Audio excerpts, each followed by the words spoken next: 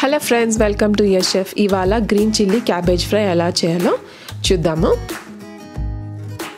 ముందుగా మీడియం హీట్లో ఒక బాండి తీసుకొని దాంట్లో 3 టేబుల్ స్పూన్ నూనె వేసేసుకోవాలి.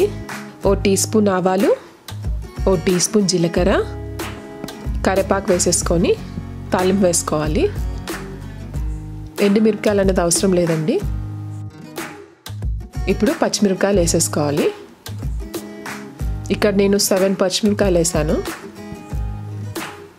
ఇప్పుడు మీడియం సైజ్ క్యాబేజ్ వాష్ చేసి వేసేసుకోవాలి.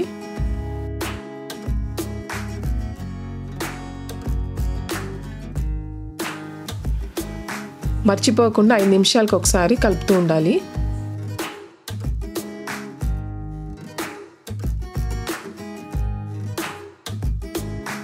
ఇప్పుడు తగినంత ఉప్పు, చిటికెడు పసుపు వేసేసుకొని కలుపుకుందాము.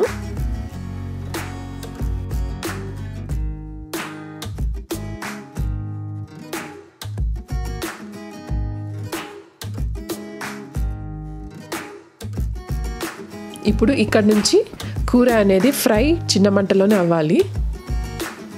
ఇంకా ఈ కూరలో ఈ ఫ్రైలో ఇంకేం వేయాల్సిన అవసరం లేదండి.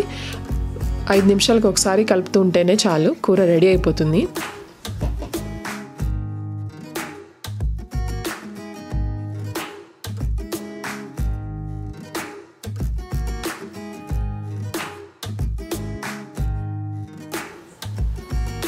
చూసారా, ఆయిల్ అంతా పైకి తేలుతుంది. ఇలా దగ్గరగా అయిపోవాలండి ఫ్రై అనేది. ఇప్పుడు green chilli cabbage fry ready అయిపోయింది. మీరు దీన్ని ఒక బౌల్లో సర్వ్ చేసేసుకోండి.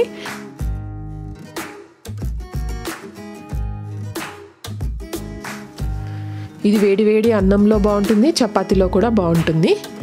మీకు కానీ వీడియో నచ్చినట్టయితే లైక్ చేయండి, షేర్ చేయండి, మర్చిపోకుండా సబ్స్క్రైబ్ అవ్వండి. Thank you.